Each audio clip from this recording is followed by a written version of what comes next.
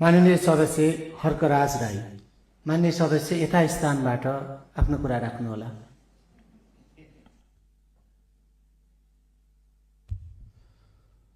सभामुख महोदय, मेरा केही प्रश्नहरू छन्।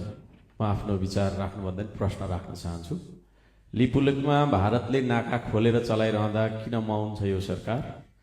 किन कूटनैतिक वार्ता गर्न सकेन? हस्ताक्षर बिनाको कूटनैतिक चिलकेटो नोटको भरमा किन चुप्पी साँधेर लुकेर बसेको छ यो सरकार?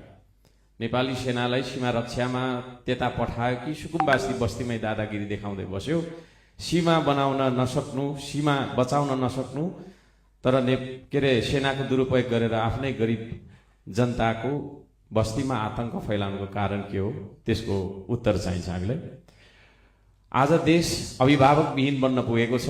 हजारौं लाखौं गरिब सुकुम्बासीहरूलाई बेघर बनाएर रुवाउने, आत्महत्या गर्न बाध्य बनाउने सरकार असफल भइसकेको हामीलाई महसुस भएको छ। संविधानको धारा 16 को 1 सम्मानजनक बाँच्ने अधिकार, संविधानको धारा 37 को 1 आवासको अधिकार मौलिक हक उल्लङ्घन गरेको छ यो सरकारले। संविधान मिच्ने सरकारको कुनै औचित्य हुन्छ र?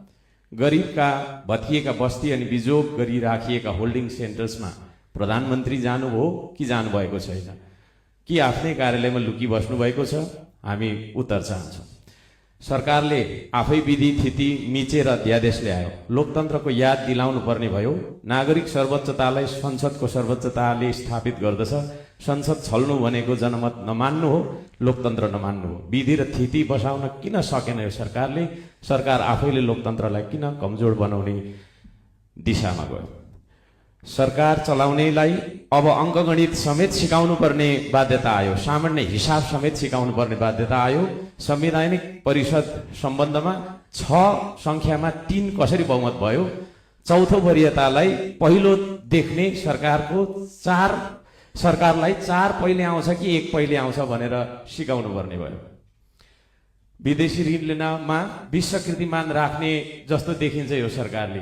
बिना योजना विदेशी ऋण ल्याउने सरकारले पछि आफैले व्यक्तिगत रूपमा ऋण तिर्ने हो कि आम जनताले तिर्ने हो?